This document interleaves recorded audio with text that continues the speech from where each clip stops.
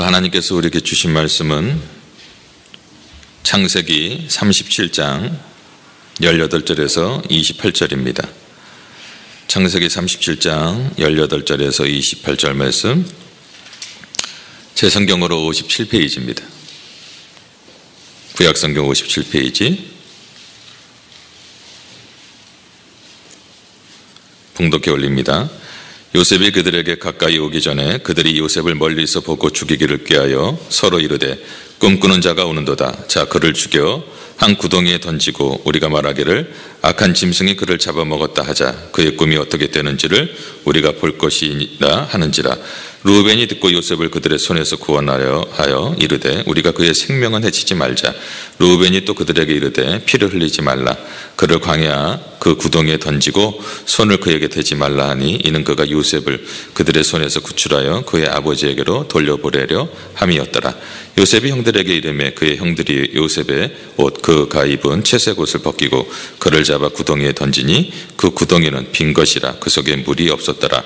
그들이 앉아 음식을 먹다가 눈을 들어본즉 한 무리의 이스마엘 사람들이 길라에서 오는데 그 낙타들의 향품과 유황과 몰약을 싣고 애굽으로 내려가는지라. 유다가 자기 형제에게 이르되 우리가 우리 동생을 죽이고 그의 피를 덮어둔들 무엇이 유익할까? 자, 그를 이스마엘 사람들에게 팔고 그에게 우리 손을 대지 말자. 그는 우리의 동생이요 우리의 혈육이라 하며 그의 형제들이 청종하였더라. 그때 미디안 사람 상인들이 지나가고 있는지라 형들이 요셉을 구덩이에 끌어올리고 은 20에 그를 이스마엘 사람들에게 팔매 그 상인들이 요셉을 데리고 애굽으로 갔더라. 아멘. 우리 다시 한번 인사하겠습니다. 좌우로. 오늘 구정입니다. 새해 복 많이 받으십시오. 인사하겠습니다.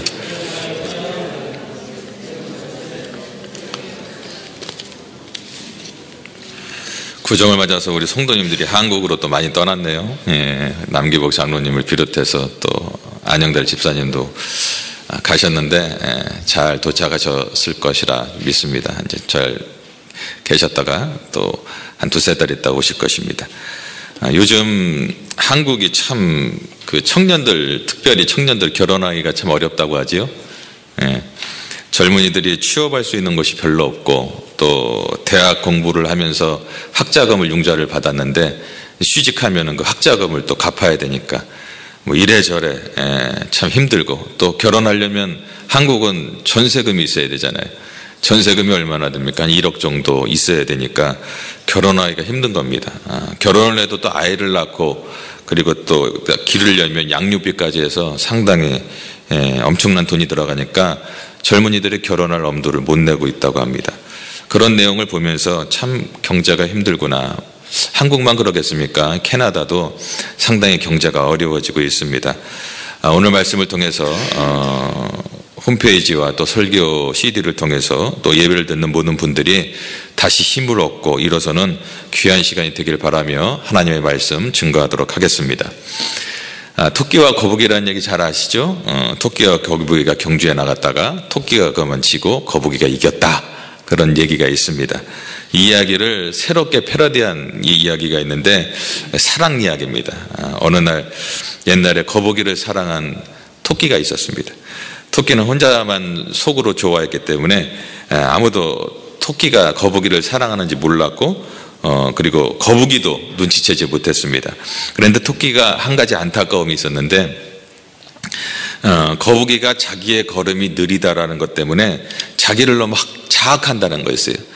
그 토끼가 보니까 너무 가슴이 아프잖아요. 내 사랑하는 거북인데 자기가 걸음이 늦다고 해서 맨날 자학하고 그러니까 용기를 주고 싶었어요. 그래서 어느 날 토끼는 거북이에게 이런 얘기를 합니다. 거북아, 나랑 달리기 대회 한번 해보지 않을래?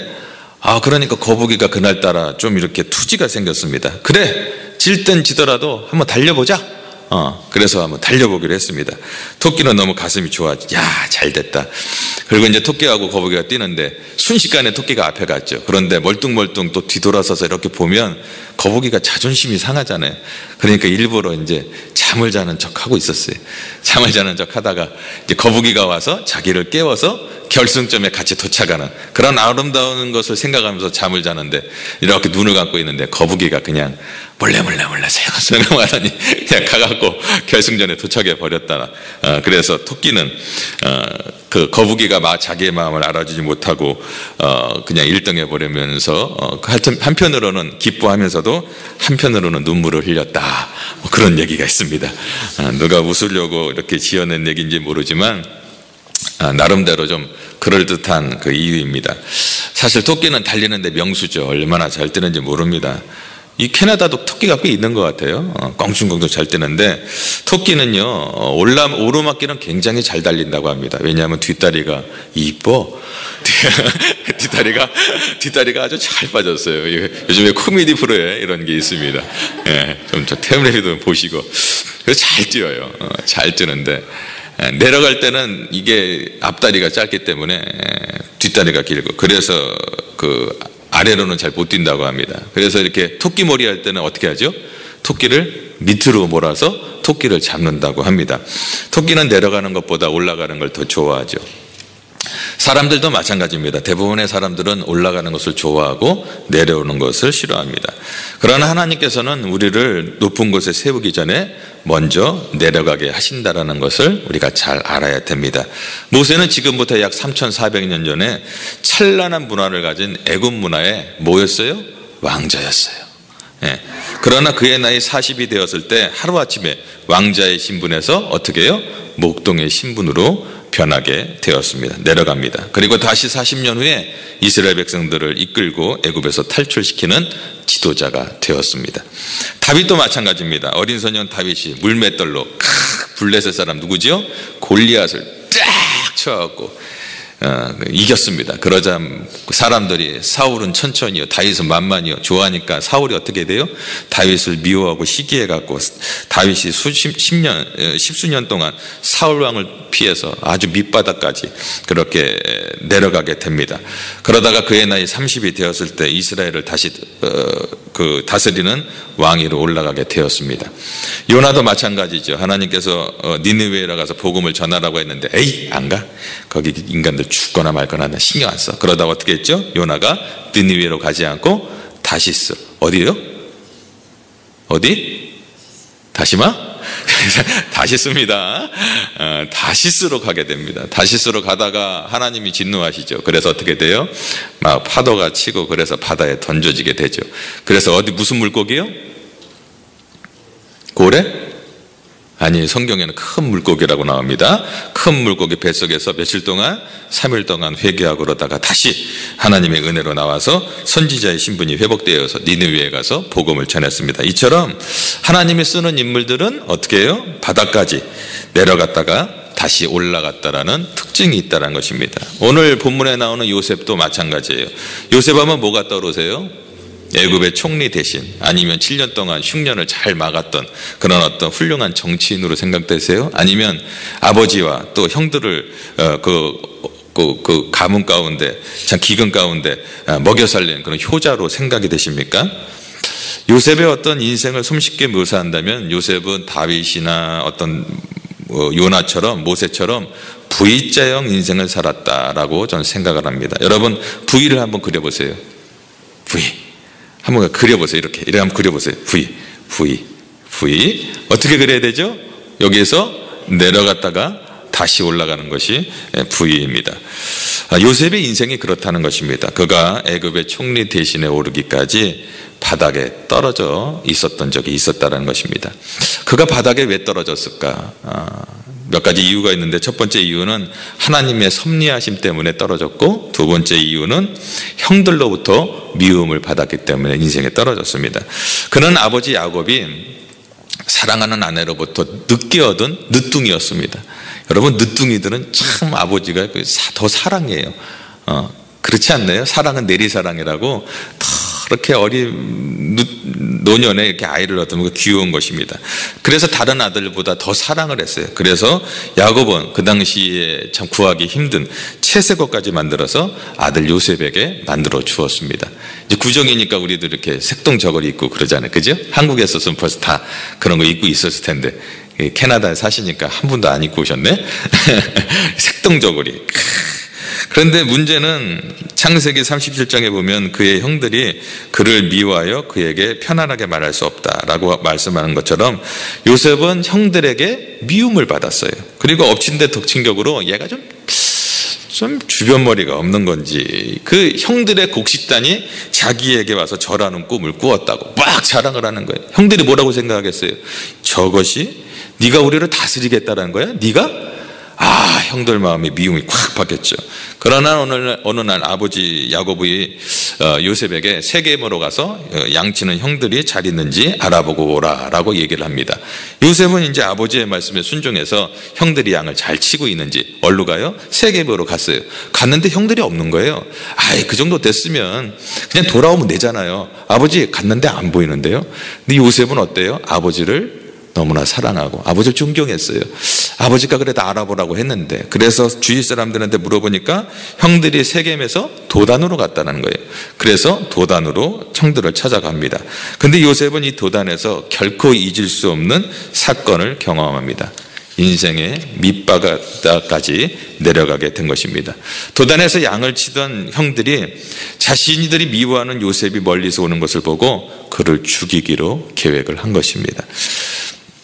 오늘 말씀 23절과 24절에 보면 요셉이 형들에게 이르매 그의 형들이 요셉의 옷 그가 입은 채색 옷을 벗기고 그를 잡아 구덩이에 던지니 그 구덩이는 빈 것이다. 그 속에 물이 없었다라고 말합니다. 요셉은 입고 있던 채색 옷이 벗겨지고 나중에는 구덩이에 던져지고 말았습니다. 자, 여러분 질문 하나 하겠습니다. 누가 요셉의 옷을 벗겼고 누가 요셉을 구덩이에 던져버렸나요? 다 말씀드렸습니다. 지금 누가 했죠? 형들이. 맞습니다. 형들이. 집안에서 함께 살던 가까운 형들에 의해서 벗겨졌고 형들에 의해서 던져졌습니다. 때때로 우리를 힘들게 하는 사람은 멀리 있는 사람들이 아니라 가까이 있는 사람들이 때로는 우리를 너무나 힘들게 하곤 합니다. 물론 다 그런 것은 아닙니다. 모세에 가까이 있었던 아론과 훌은 전쟁터에서 모세가 기도할 때 그 팔을 받쳐줌으로 그를 도왔고, 또 그 사울의 아들 요나단은 자기의 친구 다윗을 위해서 목숨을 걸고 보호해 주었습니다. 가까운 곳에 참 나를 돕는 사람들이 있다는 것, 그건 축복입니다. 그러나 때로는 가까운 사람들이 나를 힘들게 하고 고난에 빠뜨리기도 하고 나를 바닥까지 떨어뜨리게 할 때가 있다라는 사실입니다. 때로는 교회 안에서도 가까운 교인들끼리 함부로 말을 하고 그렇게 해서 상처를 줘서 바닥까지 그의 인생을 떨어뜨리게 하는 일들이 많다라는 것입니다. 그러므로 우리는 가까운 사람들을 힘들게 하는 사람들이 아니라 가까운 사람들이 바닥에 떨어졌을 때 그 바닥에 떨어진 사람들을 잡고 일으키는 그런 사람이 되어야 될 줄 믿습니다. 아멘. 그럼 어떻게 해야 될까요? 말도 참 조심히 해야 되고 그분의 어떤 생각도 생각을 해야 되고 하나하나 우리가 잘해야 되는 거예요. 그리고 정말 전도하기가 얼마나 힘든지 모릅니다. 전도하기 힘드니까 있는 사람끼리라도 어떻게 해야 돼요? 더 사랑하고 더 이렇게 위로하고, 그래서 아름다운 모습이 있어야 또 새로운 사람들이 왔을 때 잘 청착할 수가 있는 것입니다. 여러분 한번 나가서 전도 한번 해보세요. 한 사람 데려오는 게 얼마나 힘든지 모릅니다. 정말 애간장이 끓습니다. 애간장이 끓어요.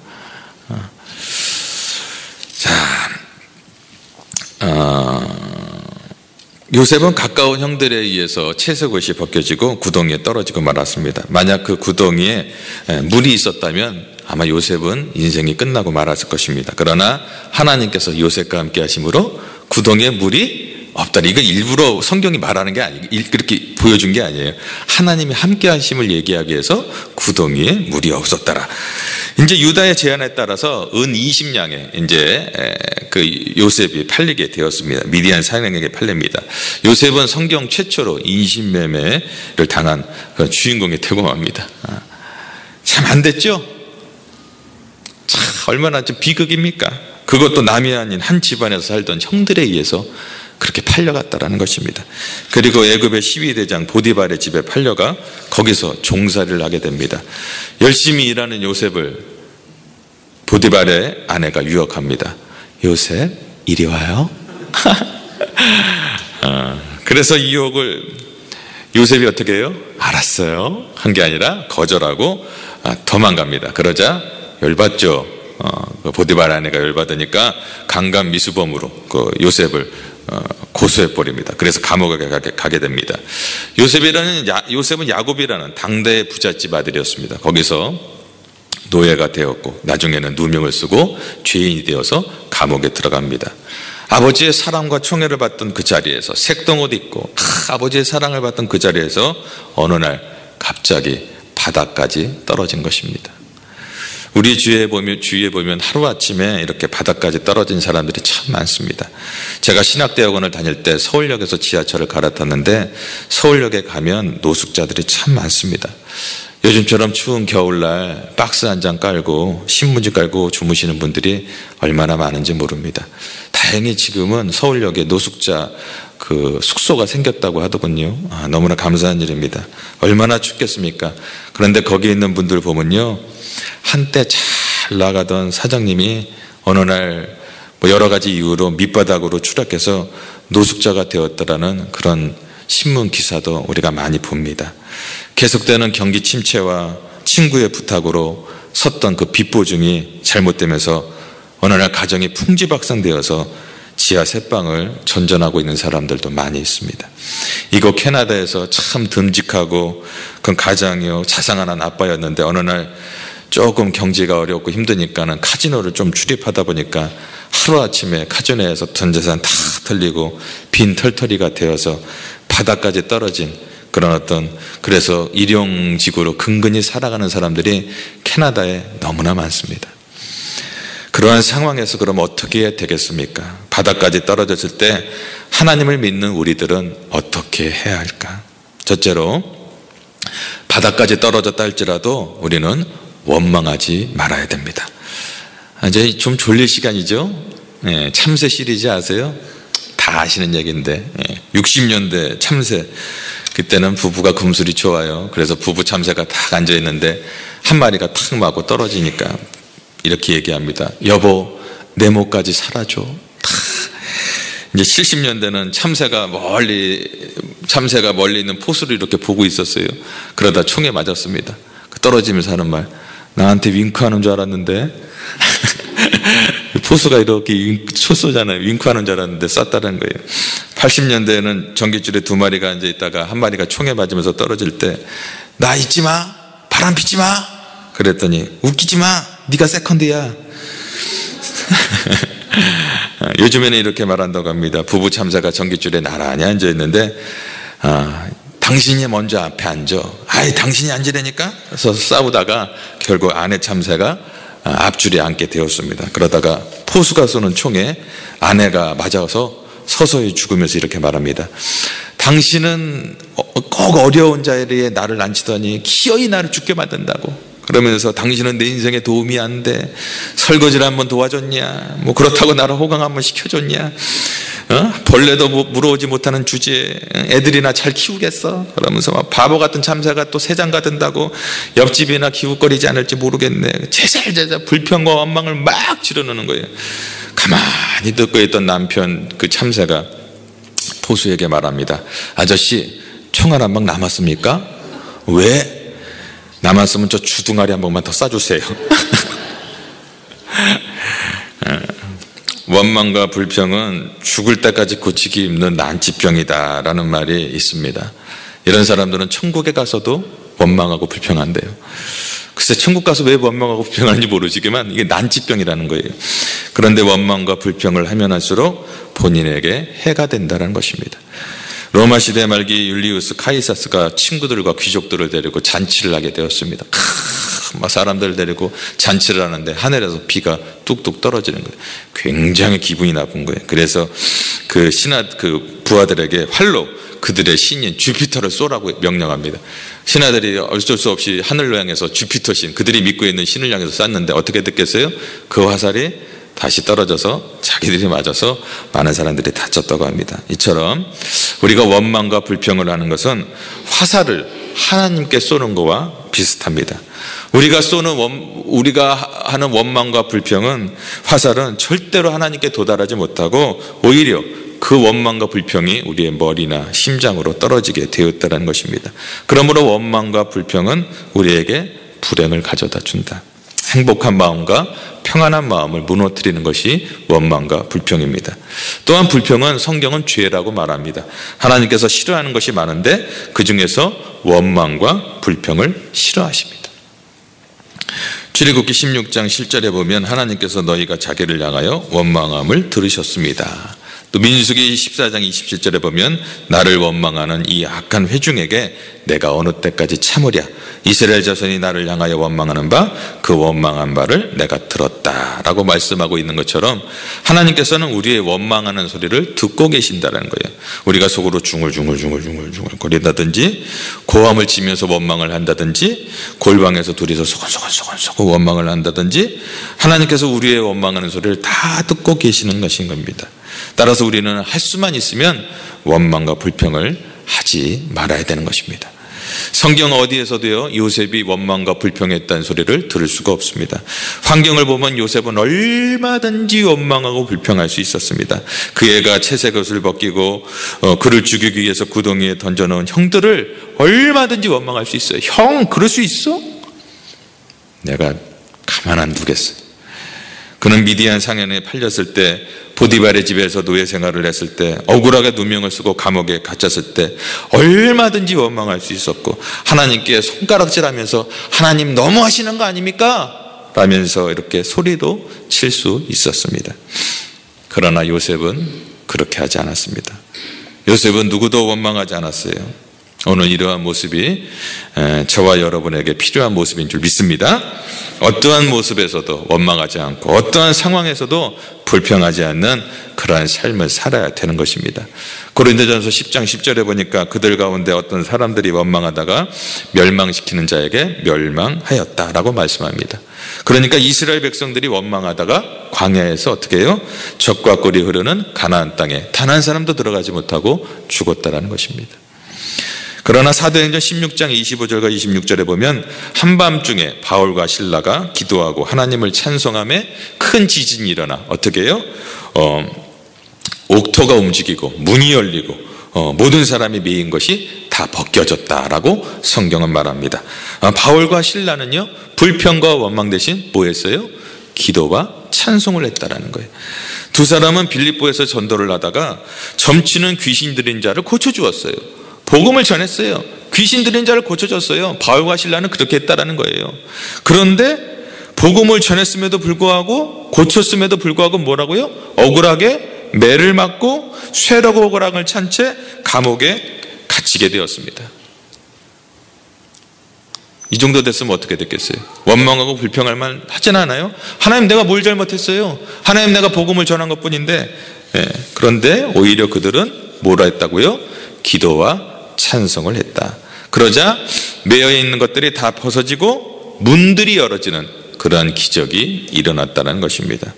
그렇습니다, 여러분. 원망과 불평은 우리를 망하게 하지만 찬송과 기도는 기적을 일으키는 줄 여러분 믿으시기 바랍니다. 아멘.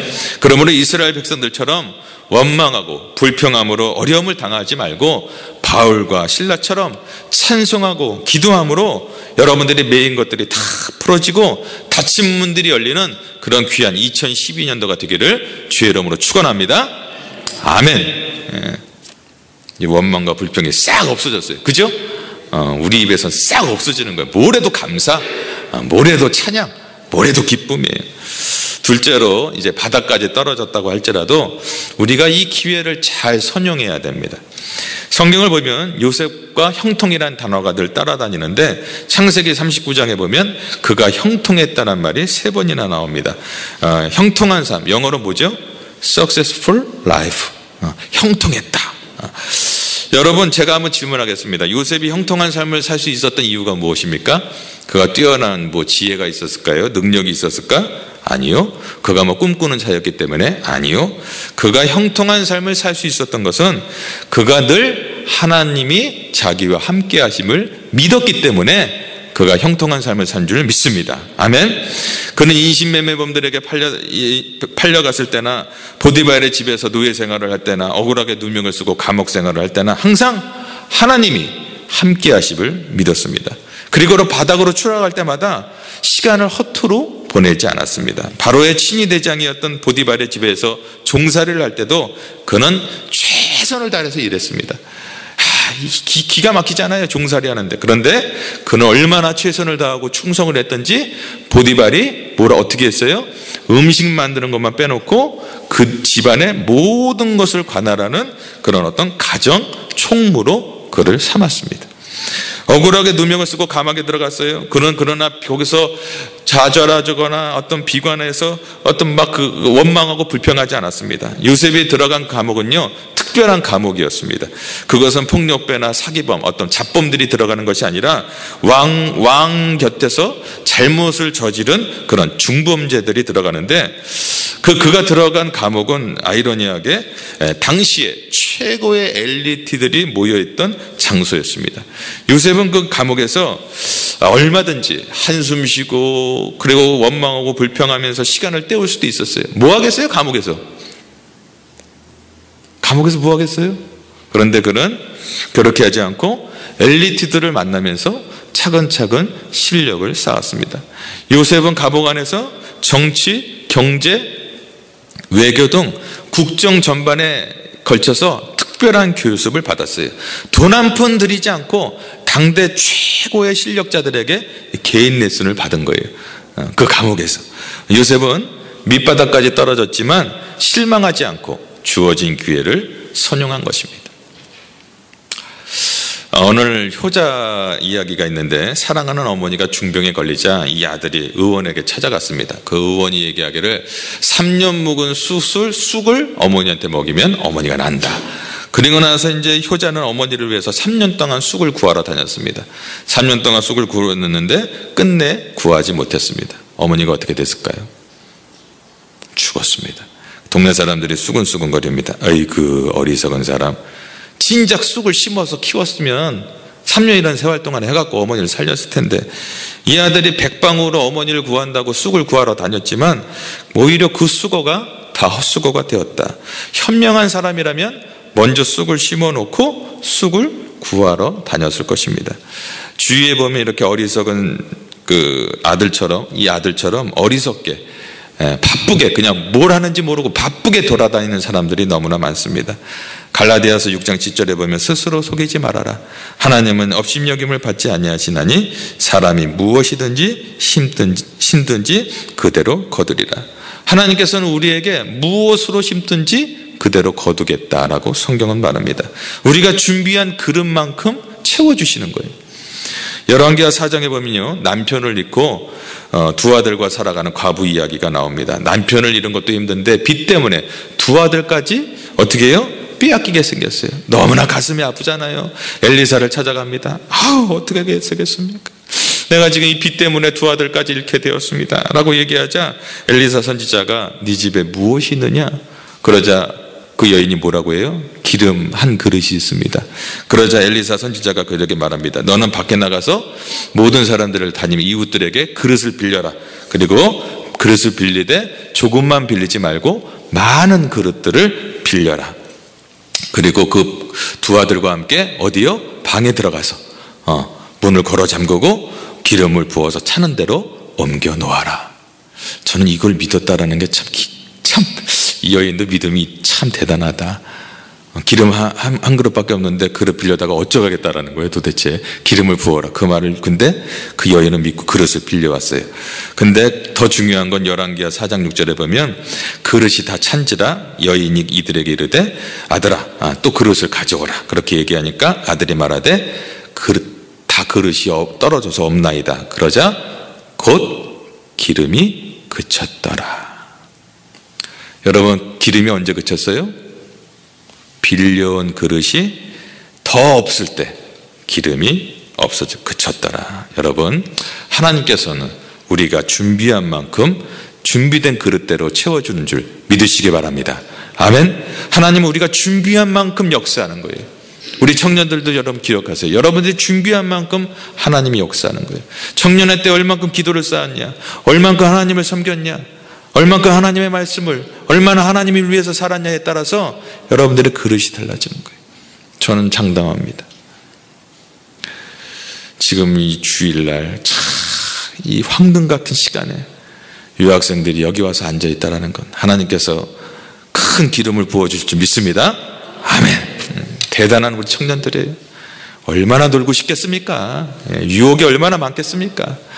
여기 온들 뭐 있겠어요? 그래도 와서 하나님 말씀 들으려고 온 거. 저는 여러분들에게 묻겠습니다. 여러분들 바닥에 떨어져 있습니까? 바닥에 떨어져 있다고 한숨을 쉬며 원망과 불평을 하는 대신 다시 높이 올라갈 기대를 하시면서 준비하시기 바랍니다. 요새처럼 밑바닥으로 떨어졌다 할지라도 그 밑바닥에 꿈을 삼는 기회로 삼아서 우리가 정말 하나님의 꿈을 키우기에 감옥에서 어떤 국무총리의 자질을 키웠던 것처럼 요새처럼 우리도 어떠한 자리에 있든지 처한 상황에서 그 자리를 잘 선용함으로 준비함으로 하나님께 쓰임받는 저와 여러분이 되기를 바랍니다. 오늘 우리도 성도님들이 이제 3분 떠나고 또 한국으로 계속 가세요. 제 마음 한편으로는 참 한 분 한 분이 소중한데 갔다가 그냥 1주일 2주일만 있다 오셨으면 좋겠는데 또 가셔서 한 3달 정도 있다 오신다니까 참 그래요. 근데 하나님이 이때가 기회다. 우리가 더 열심히 준비하고 열심히 더 전도하고 그렇게 해놨을 때 이분들이 또 한 3-4달에 같이 다 오게 되면 금세 50명, 60명, 70명 될 거 아닙니까? 할렐루야? 이때를 잘 준비하자라는 것입니다. 말씀을 정리하겠습니다. 제가 며칠 전에 LA에서 동생에게 전화가 왔습니다. 미국도 경제가 참 어려워서 제 동생이 이제 옛날에는 옷 부자재를 했었는데 이게 사업이 안 돼요. 그래서 동생이 지금 간호사 공부를 하고 있습니다. 걔 나이가 저보다 2살 어리니까 44이에요. 근데 간호사 공부를 하는데 A학점, 올 A학점을 맞는데요. 하여튼 기특하더라고요. 어찌됐건 포기하지 않고 간호사 공부를 해서 어떻게든지 살아야 되니까. 그러면서 며칠 전에 오빠가 알았던 병에 대해서 공부를 했대요. 그럼 이 얘기를 해요. 오빠, 그 병 되게 무서운 병이던데? 그치, 무서운 병이야. 심장마비로 죽을 수도 있고. 대부분 사람들이 그 병을 잘 몰라서 그냥 급사를 많이 한다고 합니다. 그리고 그 부신에 있는 수술하는 게 거기에 부신에 심줄이 많아요. 핏줄이 많아서 수술하기가 굉장히 어려운 곳이라고 합니다. 그래서 잘못 수술하면 평생을 약을 먹어야 되고 굉장히 어려운 것이었는데 오빠, 그 병을 알게 된 것도 하나님의 은혜고 수술을 잘 받아서 아무 약도 안 먹는다고 하니까 오빠, 정말 하나님의 은혜다. 내가 공부를 하다 보니까 정말 하나님의 은혜라는 걸 알게 돼서 전화했다고 그러더라고요. 그래서 위로를 받았습니다. 그래서 저는 제가 죽을 수도 있는 병이었지만 저는 이렇게 생각합니다. 큰 목회자는 죽을 병에서 살아나야 큰 목회한다. 할렐루야. 네. 여러분, 한국에서 대형교회를 하는 목사님들 하나의 특징 중에 하나가 질병을 알았다는 거예요. 여러분이 잘 아는 영락교회를 섬겼던 고 한경진 목사님, 충영교회 김창희 원로 목사님, 여의도 순복음교회 고 원로이신 주용기 목사님, 충신교회 박종수 목사님, 과거에 폐결핵에 걸려서 죽음 직전까지 갔다가 살아났던 분이에요. 또 오늘을 섬겼던 고 하영조 목사님, 또 안산제일교회 고은 목사님, 주안장로교회 나겸일 목사님, 다 암으로 투병했던 분이에요. 그리고 사랑의 교회 원로 목사였던 그 고아 오카노 목사님, 안압으로 고생하셨고, 명성교회 누구죠? 김상환 목사님, 얼마나 자기가 주사를 많이 맞았던지 엉덩이에 모기 물린 것처럼 그 주사바늘 자국이 파닥파닥파닥. 그분이 좀 말랐잖아요. 그 목사님이 말하셨는데 얼마나 그렇게든 살려주세요 해서 살아나서 지금 그렇게 큰 교회를 하고 있습니다. 그래서 목사들 사이에는 큰 교회를 이루려면 결핵에 걸려야 된다. 큰 교회 목사를 되려면 중병에 걸려야 된다. 저는 다 겪었습니다. 이제 큰 교회가 될 줄 믿습니다. 아멘. 여러분, 무엇을 교훈합니까? 바닥에 떨어졌다고 해서 너무 실망해서는 안 된다. 왜 그런가? 내려간다는 것은 언젠가 올라갈 수 있다는 것을 의미하기 때문에 그렇습니다. 그렇다고 해서 올라갔다고 해서 또 너무 좋아해서는 안 돼요. 왜 그렇죠? 우리가 올라갔다고 해서 또 올라간 건 내려갈 수도 있다는 것을 의미하기 때문에. 그래서 우리는 늘 겸손하게 살아야 됩니다. 혹시 이 자리에서 인생의 밑바닥까지 떨어졌다고 생각하는 분 계십니까? 나름대로 계획을 세우고 열심히 살았지만 내 생각과 계획대로 진행되지 않는다고 해서 원망하거나 불평이 이렇게 가득 차 한 분 계십니까? 그러나 하나님의 생각과 하나님의 뜻은 우리가 다를 수 있다는 사실을 인정하시기 바랍니다. 우리가 잘 아는 찬양 중에 오늘 불렀죠? 주님의 손잡고 일어나세요. 그 가사 중에 보면 이렇게 힘든 가운데 그 순간에도 주님이 어떻게 해요? 일하고 계신다는 거예요. 이렇게 힘든 시간, 내가 정말 고통 가운데 있는 시간, 내가 이렇게 아픔에 있는 시간 주님 아실까? 근데 주님께서 그 시간에 뭐라고요? 일하고 계신다. 우리가 알 수 있는 것은, 한 가지 알 수 있는 것은 우리가 지금 우리의 인생은 주님의 뜻 안에 있다. 아무리 어렵고 힘든 일이 벌어지고 갑자기 내 인생의 바닥에 곤두박질 친다 할지라도 그 가운데 주님의 뜻이 있다라는 것을 여러분 믿으시고 밑바닥까지 떨어졌다 할지라도 바울과 실라처럼 원망하고 불평하는 자리에 바울과 실라처럼 원망하고 불평하지 마시고 기도와 찬양으로 하나님께 영광 돌릴 때 우리의 문이 열리고 몇 개 묶여있던 것들이 풀릴 줄 믿습니다. 자존심이 다 떨어진 분도 있을 거예요. 제가 보긴 몰라도 우리 청년들 중에서도 은행의 잔고가 다 떨어진 청년들도 있을 겁니다. 하나님 어떻게 해야 됩니까? 건강도 바닥으로 떨어진 분도 있을 거예요. 그러나 여러분들 삶이 바닥으로 떨어졌다 할지라도 요새처럼 전능하신 하나님이 함께 하심을 믿고 하나님의 손 꼭 붙잡고 나아가면 하나님의 때 하나님께서 다시 우리를 세우시고 길을 내시고 요새처럼 복되고 귀하게 우리를 사용해 줄 믿습니다. 이것이 믿음입니다. 이러한 믿음을 다 가지기를 다시 한번 주님의 이름으로 축원합니다.